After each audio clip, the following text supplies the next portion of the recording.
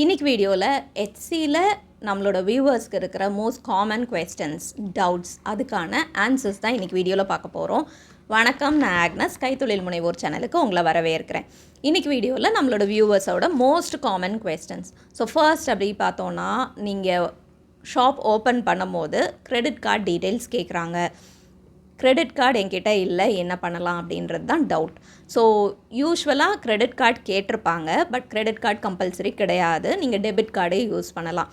உங்களோட debit card details எல்லாமே add பண்ணிங்க அப்படின்னா இமீடியட்டாக உங்களுக்கு அந்த $10 அமௌண்ட்டை வந்து எடுத்துருவாங்க. ஒருவேளை உங்களுக்கு அது பே பண்ண முடியலை அப்படின்னா அதுக்கு காரணம் என்ன இருக்கலாம் அப்படின்னு பார்த்தோன்னா, ஃபர்ஸ்ட் உங்களோட கார்டு ஒர்க் ஆகுறதுக்கு அது ஒரு மாஸ்டர் கார்டு ஒரு விசா கார்டாக இருக்கணும். ஸோ யூஸ்வலாக ரூபே கார்டு அப்படின்றதும் நிறைய பேர் வச்சுருக்கோம். ஸோ இந்த ரூபே கார்டு அக்செப்ட் பண்ண மாட்டாங்க. எதனால் அப்படின்னா அது இந்தியாக்குள்ளேயே இருக்கிற டிரான்சாக்ஷனுக்கு தான் யூஸ்வலாக அப்ளிகபிள். அதனால் அதை அக்செப்ட் பண்ண மாட்டாங்க. அண்ட் மோரோவர் உங்களோட பேங்க் யூஸ்வலாக private banks like HDFC, ICICI, இல்லைனா even like nationalise bank, SBI, Canara, IOB, Indian bank, இந்த மாதிரி நிறைய இது நீங்கள் யூஸ் பண்ணலாம். பட் மோஸ்ட் பாசிபிளி நீங்கள் இந்த கோஆப்ரேட்டிவ் பேங்க்ஸ் அதெல்லாம் அவாய்ட் பண்ணுறது நல்லது. இந்த பேங்க்ஸ் எதுலையாவது உள்ள உங்களோட டெபிட் கார்டு நீங்கள் யூஸ் பண்ணலாம். And debit card master card ஒரு விசா கார்டாக இருக்கணும்.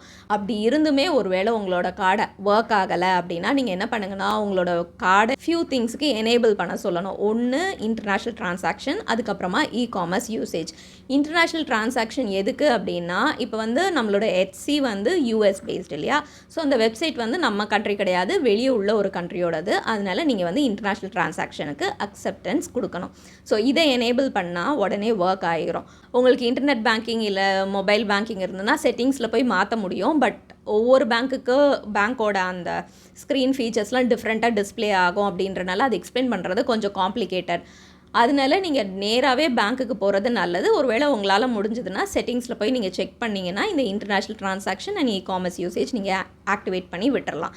ஸோ இந்த விஷயம் முடிஞ்சுது. ஒருவேளை உங்களால் இமீடியட்டாக உங்களோட கார்டை பேங்க்குக்கு கொண்டு போக முடியல, அப்போ நான் என்ன செய்கிறது அப்படின்னா, உங்கள் வீட்டில் உள்ள மற்ற யாருடைய டெபிட் கார்டையாவது நீங்கள் வாங்கி யூஸ் பண்ணிக்கலாம்.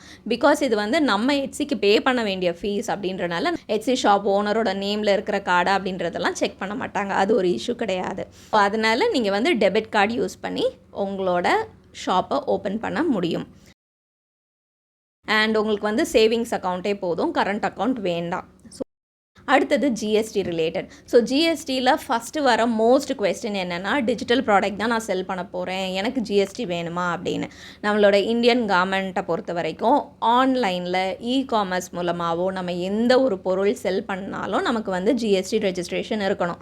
ஸோ இந்த ஜிஎஸ்டி ரெஜிஸ்ட்ரேஷன் நீங்கள் உங்களோட இண்டிவிஜுவல் ஜிஎஸ்டி ரெஜிஸ்ட்ரேஷன் அப்படின்னு வாங்கினாலே போதும்.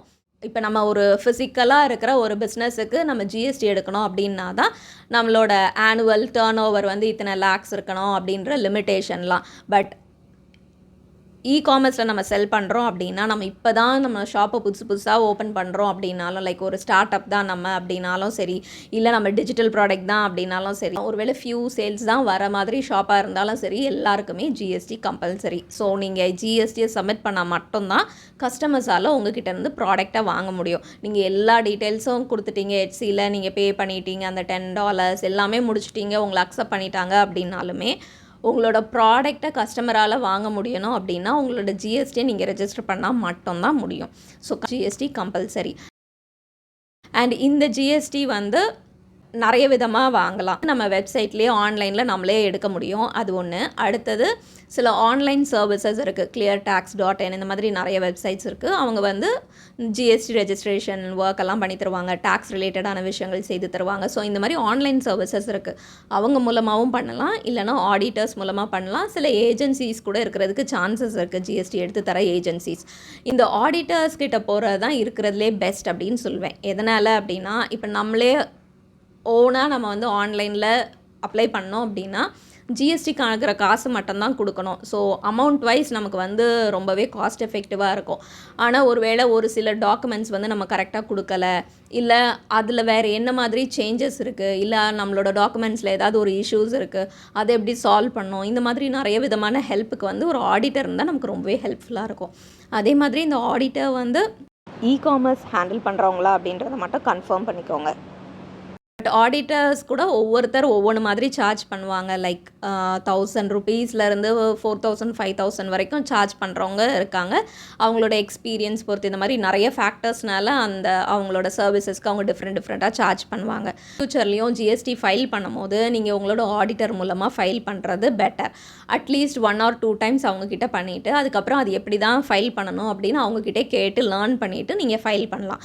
பட் நீங்களாகவே ஃபைல் பண்ணால் கூட அட்லீஸ்ட் வருஷத்துக்கு ஒரு வாட்டியோ 2 வாட்டியோ நீங்கள் ஒரு ஆடிட்டர் மூலமாக உங்களோட எல்லா பிஸ்னஸ் அக்கௌண்ட்ஸ் ரிலேட்டடான எல்லா இன்ஃபர்மேஷனும் கரெக்டாக இருக்கா, பக்காவாக எல்லா டேக்ஸ் விஷயமும் ஃபினிஷ் ஆயிருக்கா அப்படின்றத க்ராஸ் செக் பண்ணிக்கோங்க. இது ஒரு ப்ரொஃபஷ்னல் கிட்ட நம்ம போகும்போது அது கரெக்டாக இருக்கும். நம்ம ஏதாவது 1 2 மிஸ் பண்ணிவிட்டு ஃப்யூச்சரில் அது எல்லாமே சேர்ந்து ஒரு பிரச்சனையாக வந்துடக்கூடாது இல்லையா? ஸோ அதனால் அந்தந்த டைம் இந்த விஷயங்களெல்லாம் சால்வ் பண்ணிடுங்க. அண்ட் சிலர் என்கிட்ட ஏற்கனவே ஜிஎஸ்டி இருக்குது, நான் அதை யூஸ் பண்ணலாமா அப்படின்னு கேட்டிருக்காங்க. கண்டிப்பாக நீங்கள் யூஸ் பண்ண முடியும். நீங்கள் அந்த ஜிஎஸ்டி நம்பர் ஆக்டிவாக இருக்கா அப்படின்றத ஒரு வாட்டி பார்த்துட்டு, ஒரு வேளை ஃபியூ இயர்ஸாக நீங்கள் யூஸ் பண்ணவே இல்லை, இன்ஆக்டிவ் ஸ்டேட்டஸ் போயிடுச்சு அப்படின்னா அதை ஆக்டிவேட் பண்ணிவிட்டு அதுக்கப்புறமா யூஸ் பண்ணலாம்.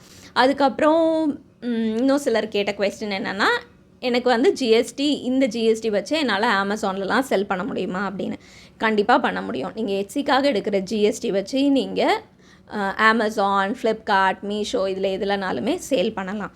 ஜிஎஸ்டி ஃபைல் பண்ணும்போது நமக்கு தேவையான இன்ஃபர்மேஷனை எப்படி எட்சிலேருந்து எடுக்கிறது அப்படின்னு பார்ப்போம். நம்மளோட டேஷ்போர்டில் போயிட்டு ஷாப் மேனேஜர், அதில் ஃபினான்சஸ், அப்புறம் மந்த்லி ஸ்டேட்மெண்ட் அதை நம்ம கிளிக் பண்ணோன்னா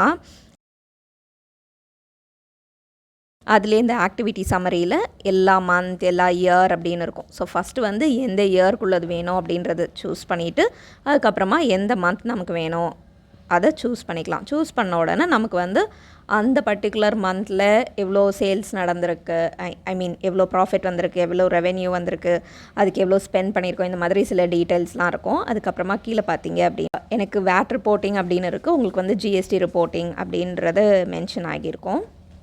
இதில் நீங்கள் டவுன்லோட் அப்படின்றத கிளிக் பண்ணி இந்த டாக்குமெண்ட்டை உங்களோட சிஸ்டமில் நீங்கள் டவுன்லோட் பண்ணி வச்சுக்கலாம். ஸோ அந்த டவுன்லோடட் ஒரு பிடிஎஃப் ஃபார்மில் இருக்கும். அதில் நம்ம என்னென்ன ஃபீஸ் பே பண்ணியிருக்கோம், எதுக்கு எடுத்திருக்காங்க, எல்லா டீட்டெயில்ஸும் இருக்கும். இந்த இன்ஃபர்மேஷன் தான் ஜிஎஸ்டி ஃபைல் பண்ணும்போது யூஸ் பண்ண வேண்டியிருக்கும். அதே மாதிரி இந்த ஆல் ஆக்டிவிட்டீஸ் இருக்குல்ல, அதோட அந்த ரைட் சைட் கார்னரில் டவுன்லோட் சிஎஸ்வி அப்படின்னு இருக்குது. ஸோ இது நம்ம அந்த பர்டிகுலர் மந்தோட அக்கௌண்ட் ஸ்டேட்மெண்ட் என்னெல்லாம், சேலுக்கு எவ்வளோ ரூபா ஆச்சு, அப்புறமா ஒவ்வொரு ஃபீஸ் வாங்குவாங்க இல்லையா, ப்ராசஸிங் ஃபீ, ட்ரான்சாக்ஷன் ஃபீ, ஷிப்பிங்காக உள்ள ட்ரான்சாக்ஷன் ஃபீயாக இருக்கட்டும், இல்லை ப்ராசஸிங் ஃபீயாக இருக்கட்டும், இந்த மாதிரி ஒவ்வொன்றுத்துக்கும் எவ்வளோ காசு பிடிச்சிருக்காங்க, ஜிஎஸ்டி எவ்வளோ வாங்கியிருக்காங்க, இல்லை டிடிஎஸ் ஆர் டிசிஎஸ் ஒவ்வொன்றுத்துக்கும் எவ்வளோ ஸ்ப்ளிட்டப் ஆகி வந்திருக்கு அப்படின்றதெல்லாம் ஒரு எக்ஸல் ஃபார்மேட்டில் இருக்கும். ஸோ இதையுமே நீங்கள் டவுன்லோட் பண்ணி யூஸ் பண்ணிக்கலாம். நீங்கள் கம்பேர் பண்ணி பார்க்குறதுக்கும் சரி, எதுக்கு எப்படிலாம் உங்களோட சேல்ஸ்லேருந்து காசு போயிருக்கு அப்படின்னு பார்க்குறதுக்கும் இந்த இன்ஃபர்மேஷன் ஹெல்ப்ஃபுல்லாக இருக்கும். அண்ட் ஜிஎஸ்டி டேக்ஸ் ஃபைல் பண்ணுறது எப்படி அப்படின்ற வீடியோ நான் போட்டது கிடையாது. எதனாலனா நான் இப்போ இந்தியாவில் இல்லை. ஸோ என்கிட்ட இந்தியாவில் இருக்கிற ஜிஎஸ்டி நம்பர் கிடையாது, வீடியோ ரெடியும் பண்ண முடியறதில்ல. ஜிஎஸ்டி ரிலேட்டடான எல்லா இன்ஃபர்மேஷனும் நான் பேச வேண்டியது சொல்லிட்டேன். அடுத்தது என்னென்னா, இப்போ ஒரு கஸ்டமர் நமக்கு ஆர்டர் பண்ணியிருக்காங்க, ஆர்டர் பண்ணோடனே நம்ம பேங்க் அக்கௌண்ட்டுக்கு காசு வந்துருமா அப்படின்னு கேட்டிருக்காங்க. ஸோ இப்போதைக்கு நம்ம பேயோனர் மூலமாக தான் பேமெண்ட் வாங்க முடியும். அப்படின்றனால எப்படி இது ஒர்க் ஆகும் அப்படின்னா, கஸ்டமர் ஆர்டர் பண்ண உடனே அவங்க காசு பே பண்ணிடுவாங்க. பட் அந்த காசு நம்மளோட எட்சி பேமெண்ட்ஸ் அக்கௌண்ட்டில் இருக்கும். அதாவது நம்மளோட எட்சி டேஷ்போர்டில் நம்ம பார்த்தோன்னா காமிக்கும் எவ்வளோ அமௌண்ட் இருக்குன்னு. எட்சி என்ன பண்ணோன்னா, அந்த பர்டிகுலர் ஆர்டருக்கு உள்ள டிரான்சாக்ஷன் ஃபீ, ப்ராசஸிங் ஃபீ, ஏதாவது டேக்ஸ் எடுக்கணுன்னா அது எல்லாத்தையும் கழிச்சிட்டு மிச்சம் எவ்வளோ காசு இருக்குது அப்படின்றத நம்மளோட டேஷ்போர்டில் காட்டும். ஸோ அந்த அமௌண்ட் வாரத்துக்கு ஒரு நாள் நம்மளோட பே ஆனருக்கு போகும். அண்ட் பே ஆனர் டேரெக்டாகவே நம்மளோட பேங்க் அக்கௌண்ட்டுக்கு ஆட்டோமேட்டிக்காகவே இந்தியன் ருப்பீஸாக கன்வெர்ட் பண்ணி போட்டுரும். ஸோ வாரத்தில் ஒரு வாட்டி தான் பேமெண்ட் வரும். இது நம்ம எந்த கண்ட்ரியில் இருக்கோம், ஒவ்வொரு டைம் இது மாறுறதுக்கான சான்சஸ் இருக்குது. இப்போதைக்கு இப்படி தான் ஒர்க் ஆகுது. அடுத்தது கொரியர் ஃபீஸ் எப்படி ஃபிக்ஸ் பண்ணணும், ஆட்டோமேட்டிக்காகவே ஹெச்சிஏ ஃபிக்ஸ் பண்ணிடுமா நம்மளோட டெஸ்டினேஷன் ஆரிஜின் கொடுத்தா, இல்லை நம்ம தான் மேனுவலாக போடணுமான்னு ஒருத்தவங்க கேட்டிருக்காங்க. நம்மளோட ப்ராடக்டை பொறுத்து விஷயங்கள் மாறும். சிம்பிளான ஒரு ப்ராடக்ட் விற்கிறோம், லைக் ஒரு ஸ்டிக்கர்ஸ் நம்ம செல் பண்ணுறோம் அப்படின்னா அது ரொம்ப தின்னாக இருக்க போது, ஜஸ்ட் ஒரு என்வலப்பில் போட்டு நம்ம அனுப்புனா போதும். ஸோ அதுக்கு வேறு ரேட்டாக இருக்கும். இப்போ ஒரு வேளை ஒரு பாக்ஸ் மாதிரி நம்ம ஏதோ ஒரு பொருள் அனுப்புகிறோம், இல்லை ஒரு ஆர்ட் ஒர்க் அனுப்புகிறோம், இல்லை ஒரு ஃப்ரேம் பண்ண ஒரு ஒர்க் அனுப்புகிறோம் அப்படின்னா அதோட சைஸ் டிஃப்ரெண்ட்டாக இருக்க போகுது, வெயிட் டிஃப்ரெண்ட்டாக இருக்க போகுது. ஸோ இது ஒவ்வொன்றுத்துக்கும் டிஃப்ரெண்ட் சார்ஜஸ் வரும். இப்போ வந்து நம்ம ஒரு க்ரீட்டிங் கார்டோ இல்லை ஒரு போஸ்ட் கார்டு, அதுக்கப்புறம் ஸ்டிக்கர்ஸ், இதெல்லாம் வந்து ஒரு டாக்குமெண்ட் மாதிரி ஒரு என்வலப்பில் போட்டு அனுப்புனா போதும் இல்லையா? ஸோ அது வந்து டாக்குமெண்ட் மாதிரி கன்சிடர் ஆகும். ஸோ அப்போ வந்து அது டிஃப்ரெண்ட் டைப்ஸில் நம்ம அனுப்பலாம் அண்ட் சார்ஜஸ் டிஃப்ரெண்ட்டாக இருக்கும். ஸோ நீங்கள் என்ன பண்ணுங்கன்னா, உங்களோட ப்ராடக்ட் என்னவோ அந்த ப்ராடக்டை நீங்கள் யூஸ்வலாக அனுப்பணுன்னா எப்படி பேக் பண்ணுவீங்களோ அதே மாதிரி பேக் பண்ணி, மேபி இப்போ அந்த ப்ராடக்ட்டை வந்து ஒரு பாக்ஸ்குள்ளே போட போகிறீங்க, அப்புறம் அந்த பாக்ஸை வந்து பபிள் ராப்பில் கவர் பண்ண போகிறீங்க, அதுக்கப்புறமா தான் ஒரு கொரியர் கவரில் போட போகிறீங்க அப்படின்னா இது எல்லாமே செய்துட்டு நீங்கள் போஸ்ட் ஆஃபீஸ் எடுத்துகிட்டு போய் அந்த பர்டிகுலர் ப்ராடக்டை யூஎஸ்க்கு அனுப்பணுன்னா எவ்வளோ ஆகும் அப்படின்னு கேட்டு பாருங்கள். அண்ட் அடுத்தது யூகேக்கு அனுப்பணுன்னா எப்படின்னு கேட்டு பாருங்கள். எதனால் இப்படி ரெண்டாக சொல்கிறேன் அப்படின்னா, யூஎஸ்க்கு வந்து இப்போ அந்த 50% டெரிஃப் இருக்குது இல்லையா? ஸோ அதனால் அங்கே உள்ள சார்ஜஸ் எல்லாம் இப்போ டிஃப்ரெண்ட்டாக இருக்கும். அண்ட் நீங்கள் யூகேக்கு அனுப்புகிறீங்க அப்படின்னா யூஸ்வலாக யூரோப்பியன் கண்ட்ரீஸ்க்கெலாம் எவ்வளோ இருக்கும்னு நம்ம ஒரு ஜட்ஜ்மெண்ட் வச்சுக்கலாம். அதுக்காக தான் யூகே. ஸோ இப்படி நம்ம கேட்டு நம்ம போஸ்ட் ஆஃபீஸில் எவ்வளோ காசு ஆகும், போஸ்ட் ஆஃபீஸில் என்ன விதமாகலாம் அனுப்ப முடியும், எவ்வளோ காசு ஆகும், அப்புறமா courier, private couriers maybe like FedEx, Aramex, DHL இவங்களெல்லாம் காண்டாக்ட் பண்ணி உங்களோட ப்ராடக்ட் எடுத்துகிட்டு போய் காட்டுங்க. யூஸ்வலாக 500 கிராம்ஸ்க்கு கீழேனா ஒரு ரேட் இருக்கும், 1 கிலோவை விட கம்மியானா ஒரு ரேட் இருக்கும், அதுக்கப்புறமா ஆட் ஆன் ஆகிற ஒவ்வொரு 100 கிராமுக்கும் இன்னொரு ரேட் இருக்கும். இந்த மாதிரி ஒவ்வொரு விதமாக வச்சுருப்பாங்க ஒவ்வொரு கொரியர்காரங்களும் போஸ்டல் சர்வீஸும். ஸோ ஒவ்வொன்றுத்துக்கு எவ்வளோ ரேட் அப்படின்றத நல்லா விசாரித்து வச்சுக்கோங்க. எவ்வளோ நாளில் நம்மளோட ப்ராடக்ட் அந்த டெஸ்டினேஷன் ரீச் பண்ணோம் அப்படின்ற இன்ஃபர்மேஷனும் தெரிஞ்சு வச்சுக்கோங்க. இந்த டீட்டெயில்ஸை யூஸ் பண்ணி நீங்கள் ஷிப்பிங் ப்ரொஃபைல் க்ரியேட் பண்ணணும் உங்களோட ப்ராடக்ட்ஸ்க்கு. ஸோ இந்த ஷிப்பிங் ப்ரொஃபைல் எப்படி க்ரியேட் பண்ணலாம், ஒரு ஷிப்பிங் ப்ரொஃபைல்லே எப்படி நிறைய விதமான ரேட்ஸ், இப்போ சில நேரம் வந்து இந்தியா போஸ்ட்டில் அனுப்புறது வந்து ரொம்ப சீப்பராக இருக்கலாம். பட் இன்னும் ஃபாஸ்டராக அனுப்பணும் அப்படின்னா நீங்கள் ப்ரைவேட் கொரியர்ஸில் போகலாம். பட் ப்ரைவேட் கொரியர்ஸில் வந்து வேறு ரேட் இருக்கும். ஸோ இந்த கன்ஃபியூஷன் வரக்கூடாது அப்படின்னா நீங்கள் என்ன பண்ணலான்னா, ஷிப்பிங் ப்ரொஃபைலை கொஞ்சம் டிஃப்ரெண்ட்டாக க்ரியேட் பண்ணலாம். அதாவது ஒரே ப்ராடக்ட்டே 2-3 விதமான ஷிப்பிங் ப்ரைஸ் இருக்கிறது. ஸோ இதுவுமே எப்படி செய்யணும்னு ஒரு வீடியோ இருக்குது, அதோட லிங்க்கும் நான் கொடுக்குறேன், நீங்கள் ஒரு வாட்டி செக் பண்ணி பாருங்கள். ஸோ ஓகே, இன்றைக்கி வீடியோ உங்களுக்கு உபயோகமாக இருந்திருக்கும்னு நினைக்கிறேன். இன்னும் உங்களுக்கு வேறு ஏதாவது டவுட்ஸ் இருந்ததுன்னா கீழே கேளுங்க, நான் உங்களுக்கு ஆன்சர் பண்ணுறேன். இன்னொரு வீடியோவில் சந்திக்கிற வரைக்கும் நன்றி, வணக்கம்.